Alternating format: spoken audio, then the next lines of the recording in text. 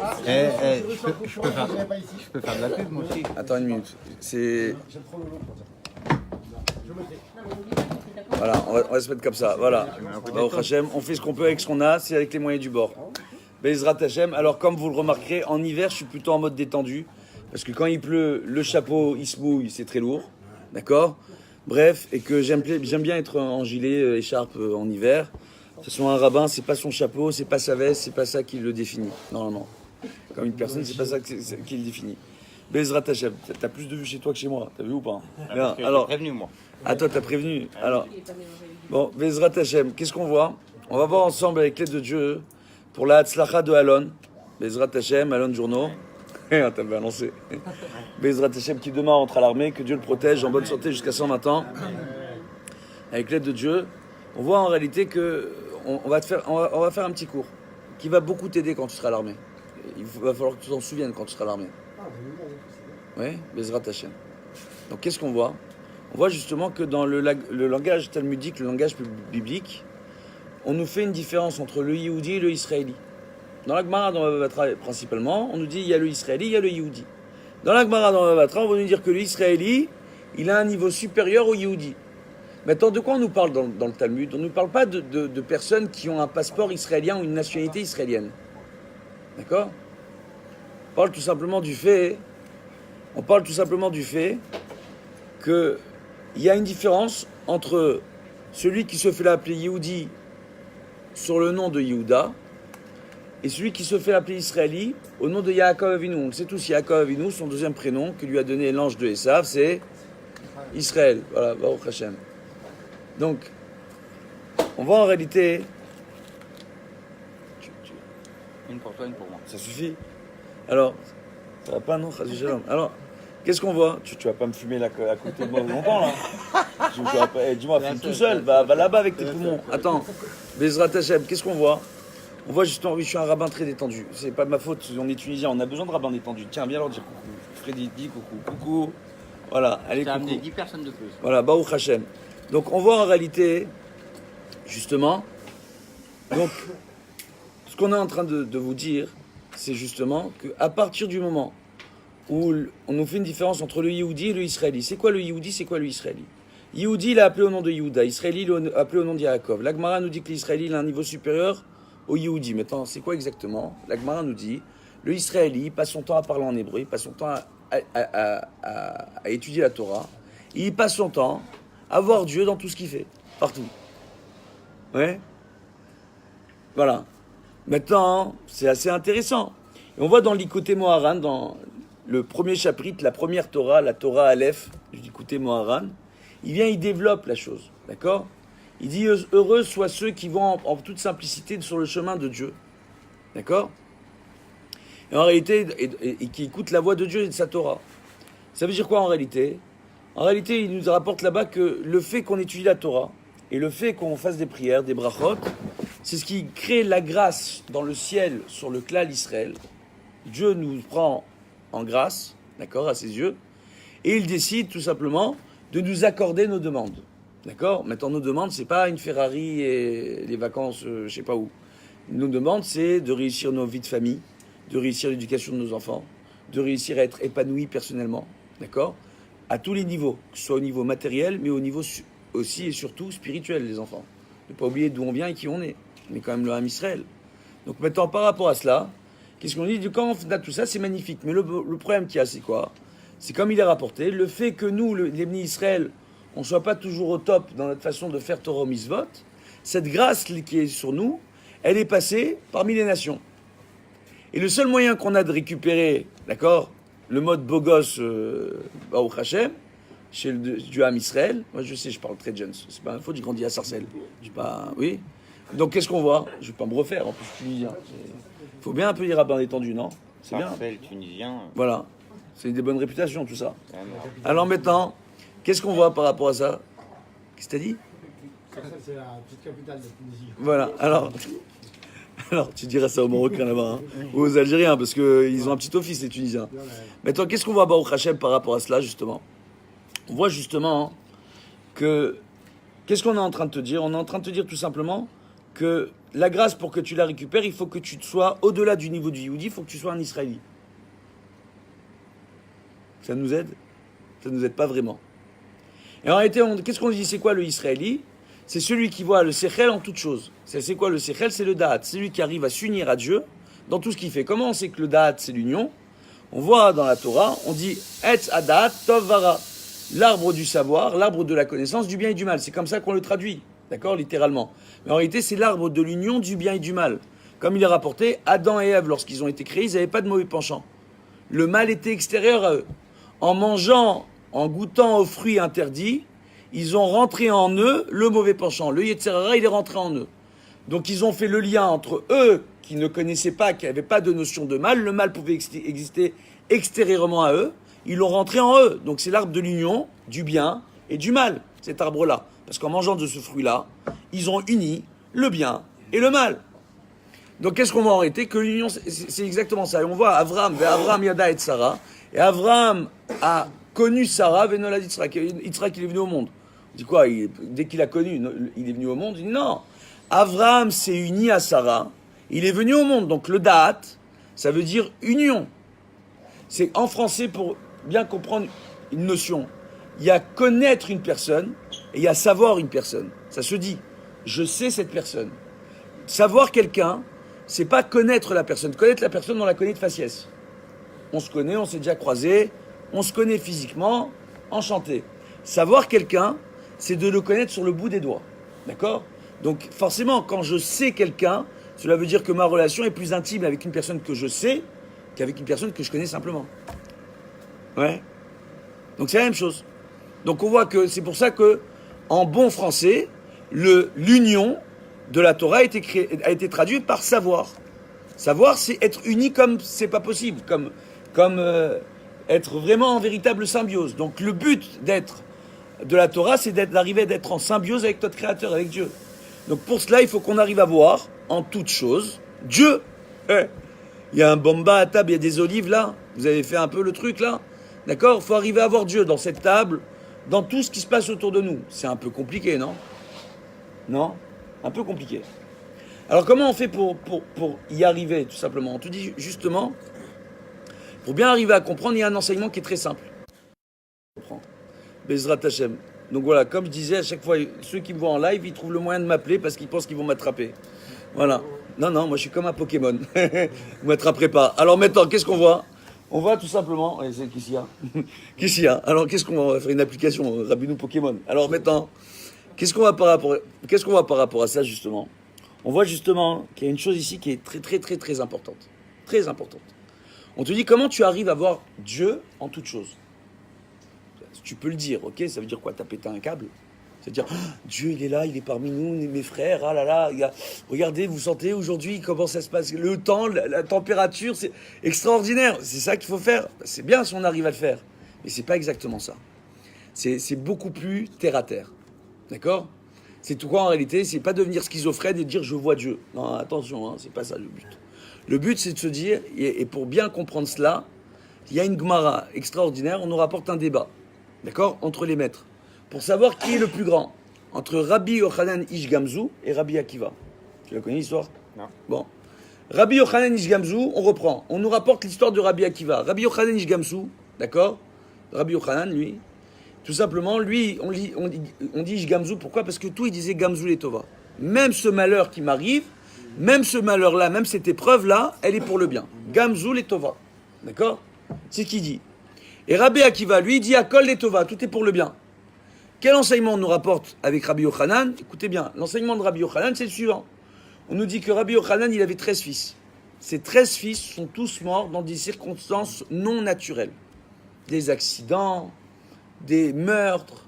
Le petit dernier, son petit dernier, il est monté, il y avait à l'époque, pour faire de la teinture, ils avaient des grandes marmites, on peut retrouver ça en Afrique du Nord, au Maroc, etc., où ils font de la teinture là-bas. Ils ont des marmites énormes, que pour arriver en haut de la marmite, on a besoin d'une échelle, d'accord? Donc ça fait 2 mètres, 2 mètres et demi de profondeur, cette marmite-là, d'accord? Et on voit en réalité que le gosse, il a grimpé sur l'échelle en haut de la marmite, et dedans, il y avait des acides pour déteindre les tissus, ou d'accord, etc., donc on voit qu'il y avait des acides et que le gosse il est tombé dans les acides bouillants. Il est mort sur place. Quand ils ont ressorti le gosse, Rabbi Yochanan, on dit qu'il lui a pris un petit ongle, qu'il a gardé, il mettait dans un petit sac autour de son cou. Et à chaque fois que quelqu'un perdait un de ses proches, il allait le voir pour faire Nichum Avelim, pour le consoler dans sa perte, dans son deuil. Il lui disait, regarde, j'ai perdu mes 13 fils, mais Gamzou les Tova. Toi, je viens te consoler dans ta perte. Donc un homme qui a perdu 13 fils, qui vient me consoler quand je perds un de mes proches, on ne sait pas quoi lui dire. D'accord? On relativise.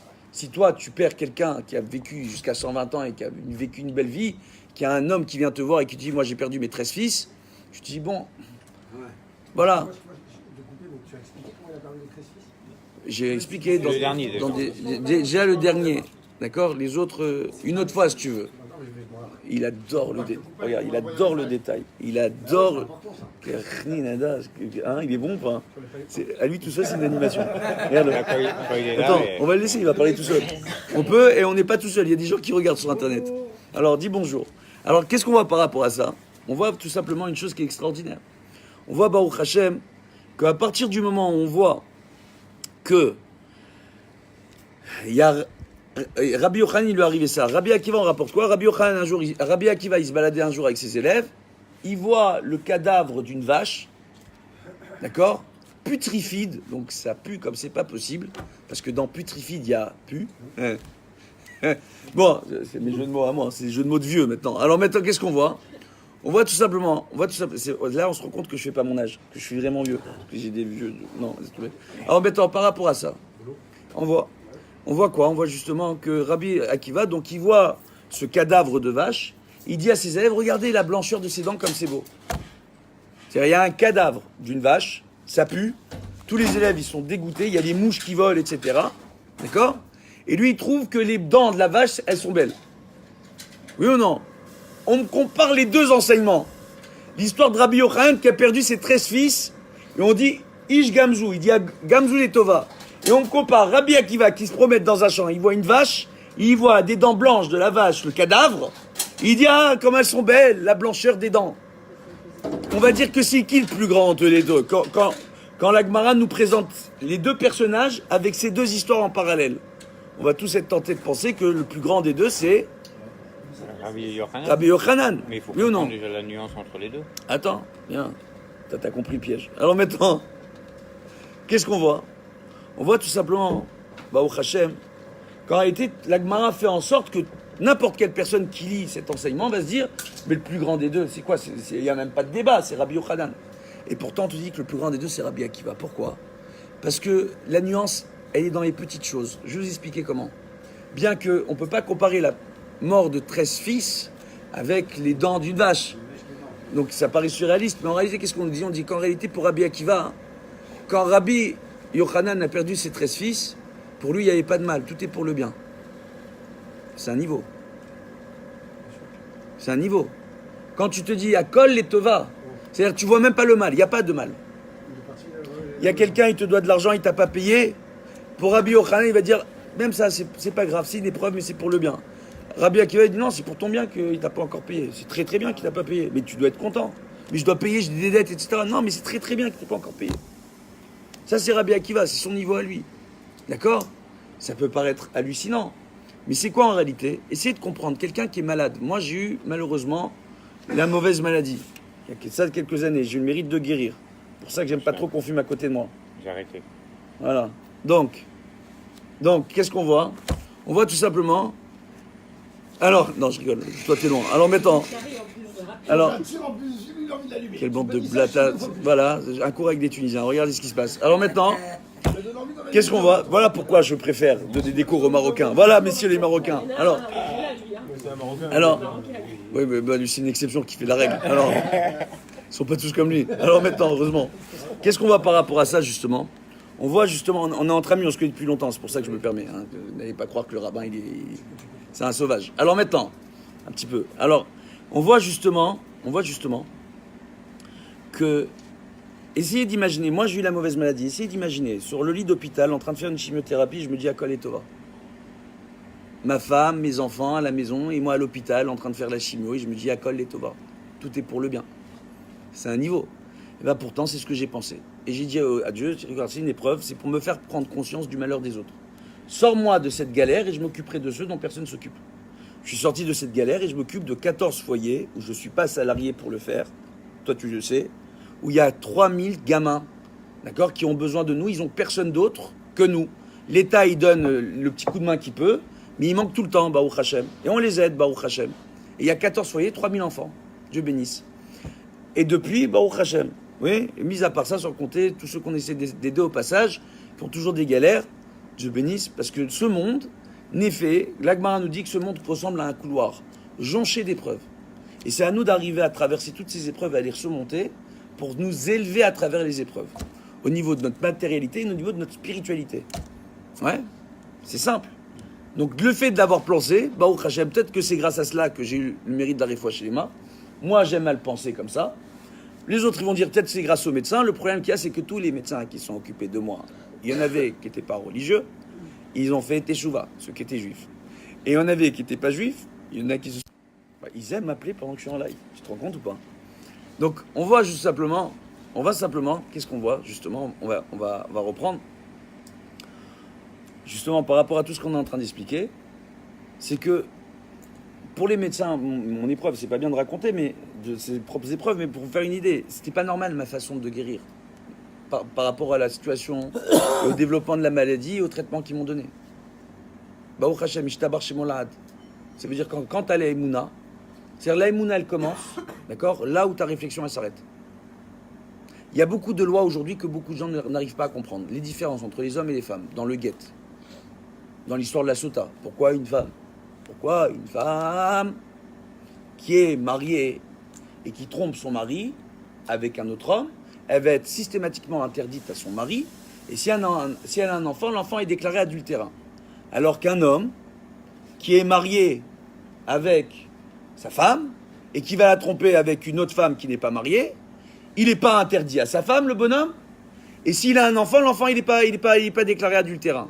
Au niveau du pshat, Al-Pi Kabbalah, il est déclaré mamzer. On le voit avec David Ameller. David Ameller, on pensait que c'était un mamzer, il n'était pas mamzer. David Ameller, vous connaissez l'histoire de David Ameller et sa naissance? Non. Pourquoi ils ont pensé que c'était un enfant adultérin, David Ameller? Alors je vais vous la raconter l'histoire. D'accord? Parce qu'Al-Pi Kabbalah, il faut savoir que selon la Kabbalah, si le mari trompe sa femme, il est marié, il va même avec une femme qui n'est pas mariée, l'enfant, Bidé Shamaïm, il a un din de mamzer. Et dans ce monde, il a un din de pagoum. Il a un bgam. C'est quoi le bgam? Ça veut dire qu'il aura du mal à faire l'avodat Hashem. Il aura du mal avec Torah ou Mitzvot. Il aura du mal à parler de religion.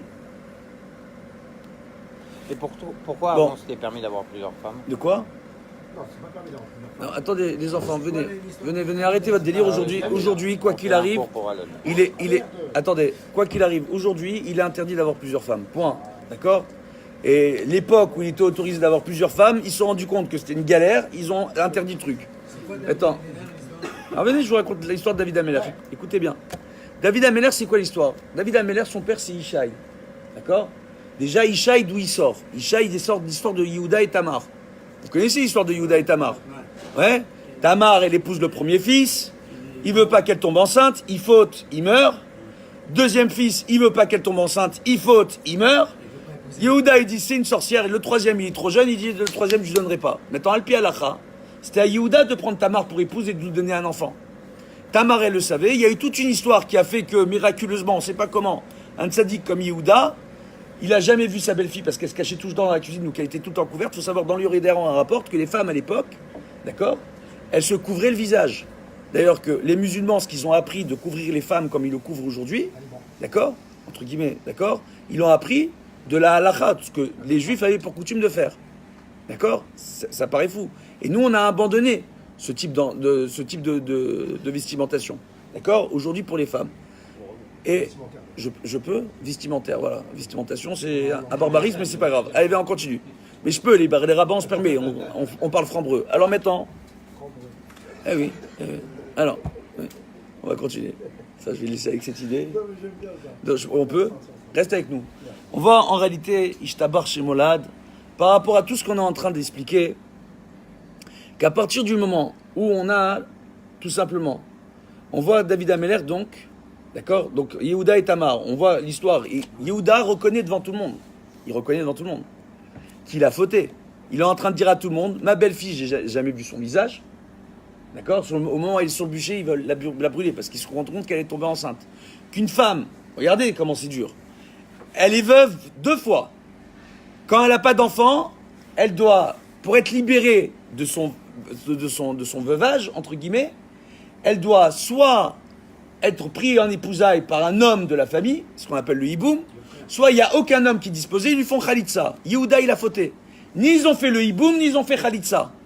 Ils l'ont pas libéré. Ils l'ont coincé, Tamar. Donc il a fauté, Yehuda. Tamar, elle ne sait plus comment se libérer, la pauvre. Elle veut avoir une descendance. Donc elle coince Yehuda. Elle va là où il a l'habitude de passer. Elle se fait passer pour une fille, d'accord, de joie, une fille des rues qui vend ses services aux hommes. Et Yehuda, il accepte, mais c'est une histoire de malade. Que le Midrash nous dit en réalité que c'est des malachim qui ont tourné la tête à Yehuda pour le forcer à venir avec Tamar. C'est bien de raconter des histoires comme ça.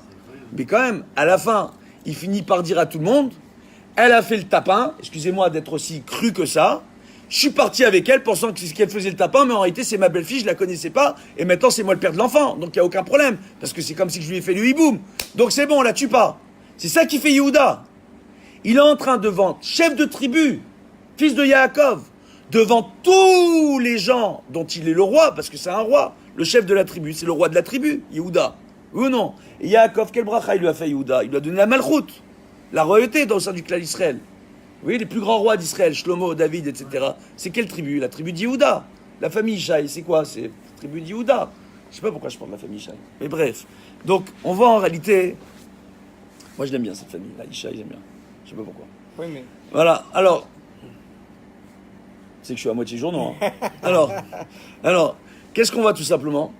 On voit tout simplement que il y a une chose ici qu'il faut arriver à comprendre et qui est extraordinaire. C'est que on voit déjà que de l'histoire de Yehuda et Tamar, on dit que là il y a des jumeaux qui vont sortir, il y a une descendance extraordinaire, et il va avoir Ishaï. Et de Ishaï sort David, et de David va sortir Mashiach. Tu vois déjà que l'histoire de Mashiach, la naissance de Mashiach au sein du clan d'Israël, elle commence avec une histoire tordue totale. Elle est tordue, l'histoire, elle est malsaine. On est d'accord que c'est malsain? Oui ou non? On entend parler d'une histoire pareille à Natania, c'est les potins de Natania. Hein? Il y a des scandales à côté, c'est de la gnognotte à côté d'une histoire pareille. Oui, non, t'imagines, le beau-père, il est parti avec sa belle-fille, il est parti dans un truc, il a cru que c'était, il a payé. T'imagines l'histoire que c'est ou pas? Essaye de le mettre à ton niveau, à notre compréhension à nous, de tout petit, qu'on est. D'accord? Et on voit que Mashiach, il sort de cette histoire-là. Mais c'est pas ça. Ça se termine pas comme ça. Comment David, il vient au monde? Viens, on te remet une couche pour faire venir Mashiach. Sur une histoire chelou, on te met doublement chelou avec David. Écoutez bien.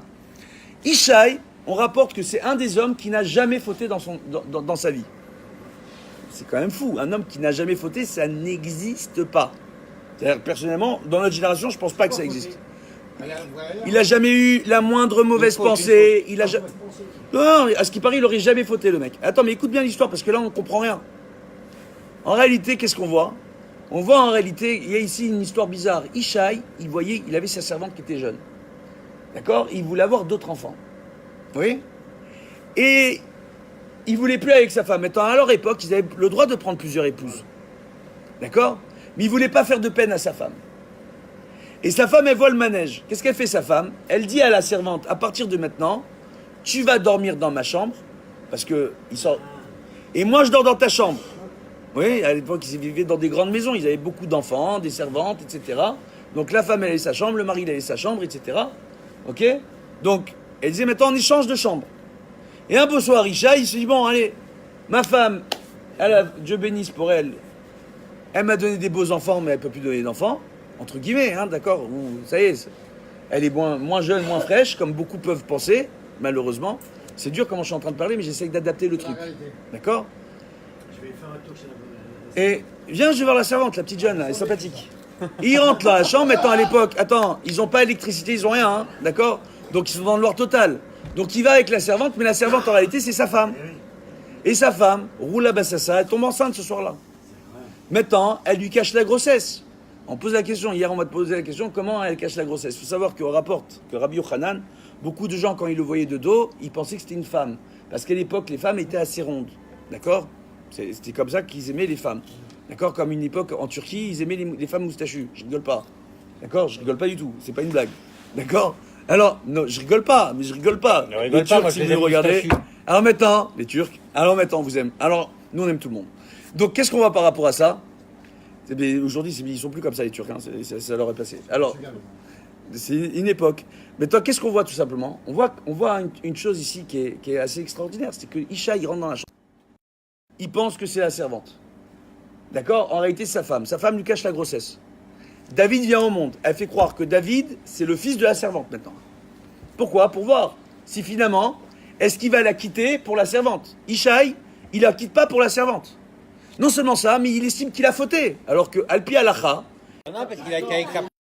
Non, Il a pas attends. Excusez-moi. Il arrive dans la chambre de la servante, il pensait, Est-ce que je peux. Eh ben, il pensait que c'était la servante. Est-ce que. Mais l'enfant il sort d'où? Il faut. Il a pas faute. Mais on parle de David. On parle de David. Est-ce que je peux expliquer? Est-ce que c'est un adultère? Est-ce que je peux expliquer? Je peux expliquer? Je peux expliquer? Je vais expliquer.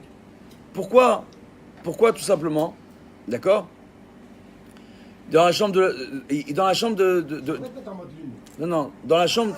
Écoute, je peux pas rester longtemps, donc laisse-moi parler parce que après le cours, il va s'arrêter en plein milieu. D'accord? Non, je peux pas me faire que ça. Des fois, j'ai des appels importants du tribunal, de la police, de trucs, je peux pas débrancher mes téléphones. Donc, qu'est-ce qu'on voit? On voit tout simplement par rapport à ça que tout ce qu'on essaie de dire ici, c'est il y a un mari qui a frappé sa femme, ils ont besoin de moi au commissariat. Donc je vais pas pouvoir rester trop longtemps. Alors, je t'ai dit, c'est les flics. Voilà. Moi, je travaille au tribunal de la ville. Réveille-toi un peu, la SRI. Purée, c'est 40 ans que c'est le même. C'est pas possible. Alors, viens, Dieu bénisse. Vas-y, viens, Dieu bénisse. Allez, viens. Tu te souviens quand t'étais petit que... Hein? Tu te souviens ou pas? Alors, on va recommencer ici. Ça suffit. Alors, maintenant, qu'est-ce qu'on voit? On voit par rapport à ça, justement... On voit par rapport à ça, et je suis désolé, on va devoir arrêter le cours, on reprendra une autre fois avec les deux yeux, je suis vraiment Michila, je vous demande pardon. Et c'est pour Alon, pour la Bracha la Tzlacha, on va écourter. Donc lui, il pensait qu'il a fauté. Premièrement, il a eu le droit de prendre une autre femme. Ça c'est un.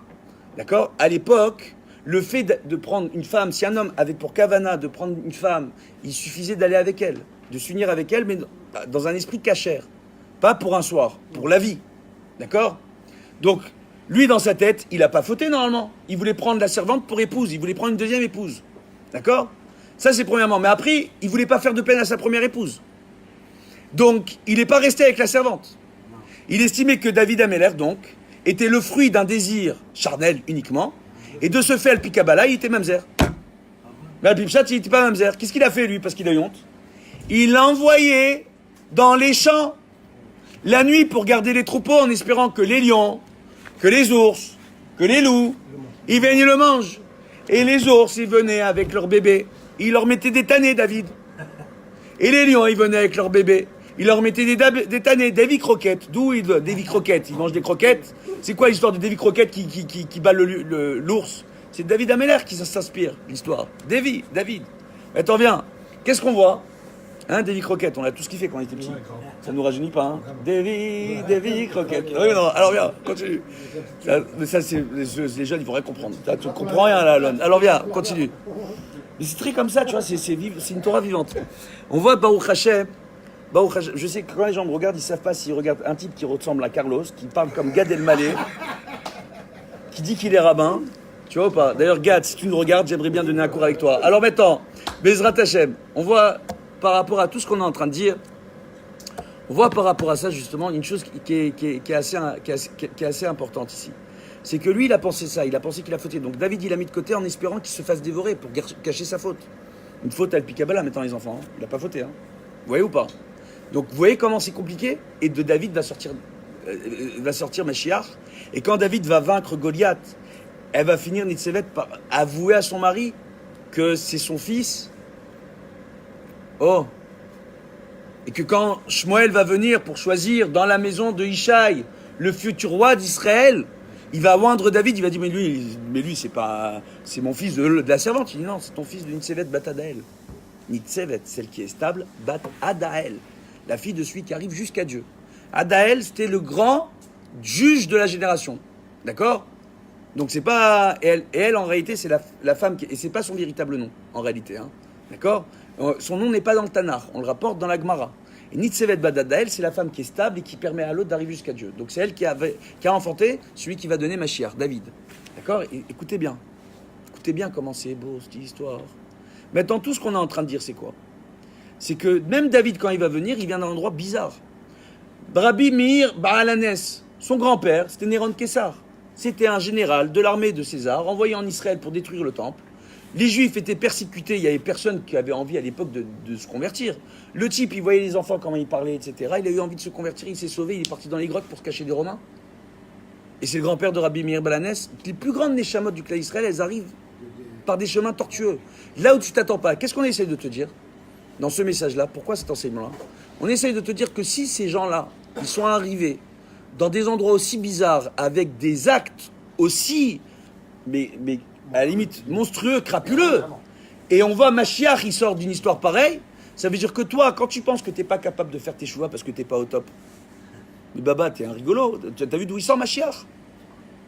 Regarde d'où il sort Rabbi Meir Baalanes. Néron Kessar, c'était son grand-père, c'était un des généraux de l'armée de César. Tu crois qu'il a jamais tué personne avant de se convertir? Qu'est-ce qu'on est en train de dire? Resh Lakish, le Tony Montana de sa génération, le roi des voleurs.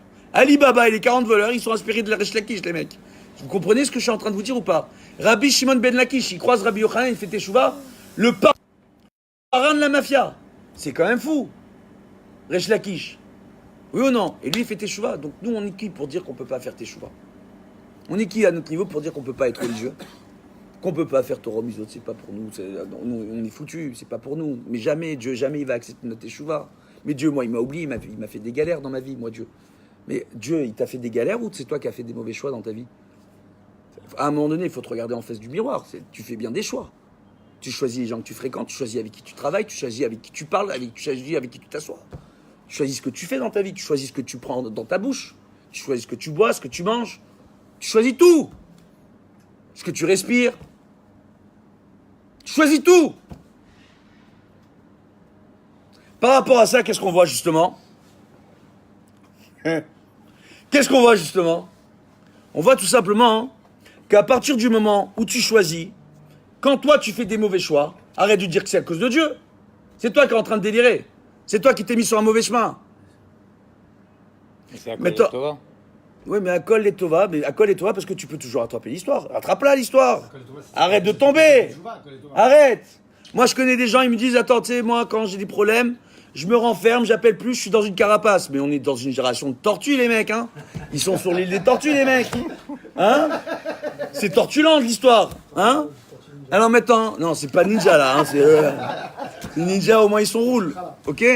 Alors, mais qu'est-ce qu'on voit? On voit, attends. On voit quoi? On voit justement, ce que j'essaie de dire, c'est que c'est quoi la différence, et on va raccourcir là-dessus parce qu'on m'attend ailleurs, malheureusement.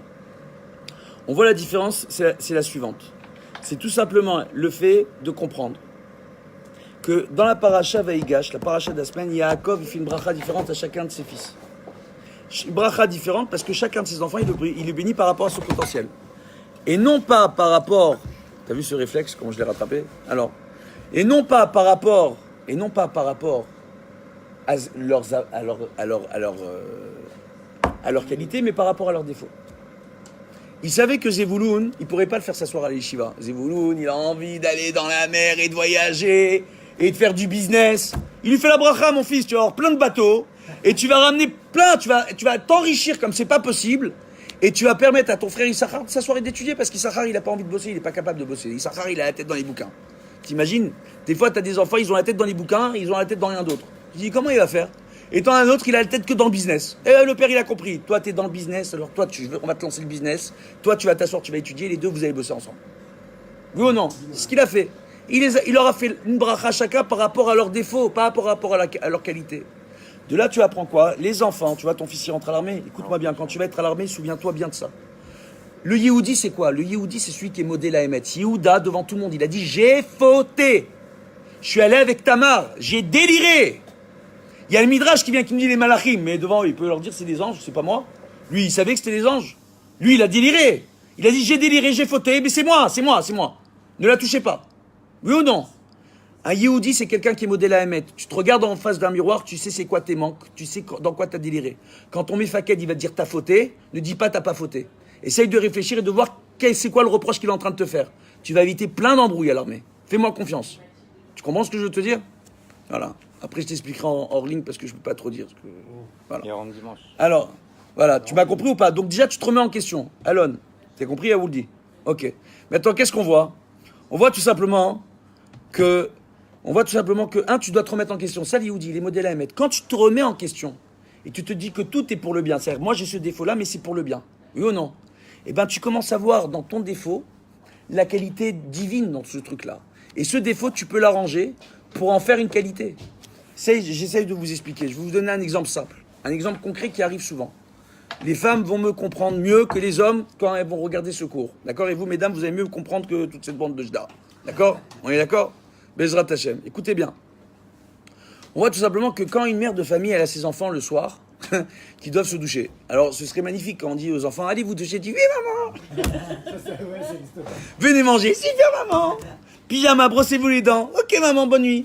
Tu vois, ce serait super. Ça se passe pas comme ça, hein, non? C'est enlève le pied de la bouche de ton frère et viens manger. Oui? Bon, on exagère un peu, mais bon. On voit tout simplement. On va bien manger. Hein? Je regarde pas. Attends, viens. Viens. Est-ce que je peux terminer? Je peux terminer, les enfants? Je vais terminer, Bezrat Hashem. Qu'est-ce qu'on voit tout simplement? On voit ici qu'il y a une chose ici qui est assez importante. C'est le fait est que à partir du moment où moi je vois qu'il y a un enfant tout simplement qui va avoir du mal à aller se doucher. Je donne un exemple. Il y a un gosse, il a 9 ans, 10 ans, 11 ans. Quand tous les soirs la mère l'envoie se doucher, le gosse, il est en train de lire un bouquin. Il est en train de jouer à sa console.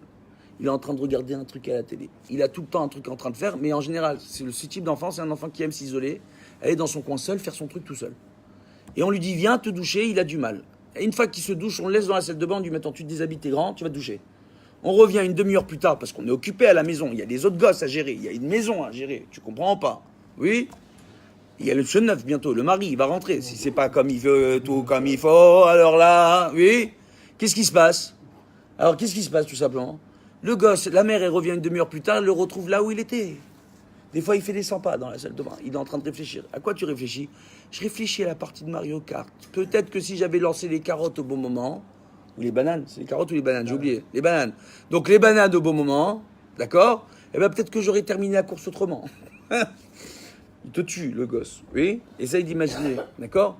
Ou il réfléchit au jeu qu'il a joué avec ses copains. Ou il réfléchit au film qu'il a vu. Ou il réfléchit, c'est un rêveur. Toi, tu te dis à la fin, la mère, elle en a marre. Elle dit, mais j'en ai marre. T'es un rêveur. Il faut que tu te bouges, mon fils. Jusqu'à quel âge? Ta mère, elle va venir te déshabiller pour te doucher. Jusqu'à quel âge? Jusqu'à quel âge je vais venir pour t'habiller? Jusqu'à quel âge je faut être derrière toi? T'as 10 ans, t'as 11 ans, t'as 12 ans, t'as 15 ans. Oui? Jusqu'à quel âge? Et l'enfant, il passe son temps à entendre ça, qu'on en a marre de lui, que c'est un rêveur, que c'est un glandeur. Et les frères et sœurs, ils entendent ça, qu'est-ce qu'ils disent? Ah mais lui, de toute façon, il est lent, hein. Il est long à la détente. Et le gosse, toute sa vie, on lui dit que c'est un lent, c'est un long, c'est un lourd. Et il se croit capable de réussir quelque chose dans sa vie? Non, parce qu'il est long, il est lent, il est lourd. Il n'a pas envie. Alors qu'en réalité, on avait affaire à un enfant qui avait une force imaginaire extraordinaire, qui avait besoin de son monde imaginaire à lui, et que c'était un créatif, c'était peut-être un artiste, c'était peut-être le futur grand publiciste de la génération, peut-être un grand créateur, peut-être un grand designer, un grand architecte, un grand rêveur, un grand écrivain, ou un grand rabbin qui aurait su nous faire rêver quand il nous parle de Torah. Ou quand on regarde ces cours, on a l'impression de regarder un film, alors qu'il n'y a aucune animation. Oui, il n'y a même pas de After Effects sur le cours. Tu comprends ce que je veux te dire? Des fois, c'est sur Facebook, comme ça. Pas comme ça, mais comme ça, tu vois. Maintenant, qu'est-ce qu'on voit, tout simplement? On voit tout simplement que le fait est qu'on n'a pas su adapter notre éducation à l'enfant. Aujourd'hui, dans tous les systèmes d'éducation, on force les enfants à s'adapter à l'école, à s'adapter au système. Il n'y a aucun système qui s'adapte aux enfants. Il y a des lois conventionnelles qu'on doit enseigner aux enfants. Tu manges pas, tu vas avoir faim. Tu t'habilles pas, tu vas avoir froid. Oui, tu dors pas, tu vas être fatigué. Tu vas faire attention à ta santé. Mais après, pour l'éducation, on ne peut pas instaurer la même règle pour tous les enfants dans la maison. Il y a un enfant avec qui on a besoin d'être un peu plus dur qu'un autre. Et il y en a un autre, on a besoin d'être un peu plus sympa. Si je suis dur avec celui avec qui je suis sympa, il se renferme. Si je suis sympa avec celui qui est dur, il va faire ce qu'il veut. Il faut un juste équilibre. C'est très compliqué. Mais comment on arrive à ça? Dès qu'ils sont tout petits, les enfants, tout petits, prendre le temps d'écouter les enfants. On en a un qui vient et qui rêve. À quoi tu penses, mon fils? Pourquoi tu rêves? Pourquoi ça te prend du temps? Viens, on discute. Je veux comprendre. Pourquoi ça fait une demi-heure que tu fais... Qu'est-ce que tu réfléchis? Ah, tu penses à ton jeu, tu veux, on fait un dessin ensemble, tu me montres un peu, tu m'expliques. Et je rentre dans son monde, je rentre dans son délire, et je l'encourage. Et je fais de lui un créatif. Et je l'encourage dans sa force d'imagination. Et je lui dis, t'es une bombe, mon fils. Ah, tout ça, tu penses? Tout ça de ton jeu, de ta BD, de ton imagination, tout ça, ça sort de ta petite tête. Mais t'es extraordinaire. Oui ou non? Et on l'encourage dans ce qu'il aime. Je vois un enfant qui n'aime pas étudier, mais il aime parler argent, ou il aime parler de ses copains. C'est un vendeur, c'est un commercial. Viens, je l'encourage pour qu'il soit le même commercial. J'ai un gosse, je veux l'envoyer à l'Yeshiva, mais lui, il en a marre de l'Yeshiva. Il veut aller faire du sport. Je le prends, qu'il aille faire du sport, qu'il soit épanoui dans ce qu'il fait. Il arrivera plus facilement à avoir une éducation dans le chemin de la Torah et des Mitzvot parce que les parents, ils voient que ses parents s'adaptent à lui et font tout pour qu'il soit heureux et épanoui, sans le gâter. On lui donne des conditions. Il veut obtenir des choses, il doit obtenir des résultats. C'est pas ranger la maison, c'est pas écouter papa et maman, c'est pas arriver à l'heure à l'école. Ça, c'est normal. On ne doit pas le récompenser pour ça. Mais tu veux t'améliorer, tu veux aller faire du sport, tu veux étudier, tu veux apprendre des simanim dans Shulchan Aruch, des Mishnayot par cœur. Je te récompense. Tu le fais parce que comme tu es en train de chercher à t'améliorer, à grandir dans un domaine qui t'intéresse, je vais te récompenser si tu le fais bien. Quand on fait ça à ce gosse-là, il se sent épanoui, il se sent écouté, il réussit mieux. Et de son défaut, on rentre dans son défaut, on en fait une qualité. C'est exactement ça ce qu'il a fait Yaakov quand il a fait la brachot à ses fils. Il a vu le défaut de chacun de ses fils, il lui a fait la bracha là où il avait un défaut. Et du défaut, il en a fait d'un seul coup une qualité. Et les gosses, ils ont tous réussi. Et c'est ça, c'est le secret. Et ça, quand tu fais ça, t'es un Yehudi. Il faut être Yehudi pour être modèle à Emet. Reconnaître ce qui te manque en toi. Et quand tu le fais, et tu te dis à Kol Letova, tu deviens lui Israéli, celui qui voit Dieu en chaque chose, et qui réussit tout ce qu'il fait. Et toutes ses demandes sont exaucées. Et c'est ça la différence entre Yehudi et lui Israéli dans la Torah, dans le Talmud. Alva et qu'on ait tous le mérite d'être des Israélim, tels que le définissent nos maîtres dans le Tanakh et dans le Talmud, Bezrat Hashem, qu'on ait la bracha, la hatzlacha, beaucoup d'yeshuot, et moins d'embrouilles parce que je commence à être fatigué. Allez, de bonnes nouvelles, au revoir tout le monde.